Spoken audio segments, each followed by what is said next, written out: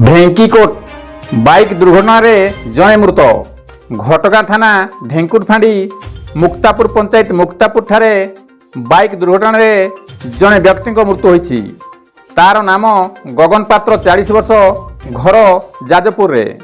से ढेंकु निकटस्थ काशीपेड़ा ग्रामर रया पात्र झील को बाहा होइतिला। एणु से 3 दिन तले काशीपेड़ा ग्राम को आसी गतकाली मुक्तापुर जाइथिया बेले दुर्घटनार शिकार होई मृत्युवरण करछि। ए नै आज सकाळे पुलिस को खबर दिया जाइछि। मृत्युशଯ୍ୟା निकटरे तांको ससुर घर लोके पहुंचछन्ति। गोविंद राउत का रिपोर्ट, केडी न्यूज ओडिया।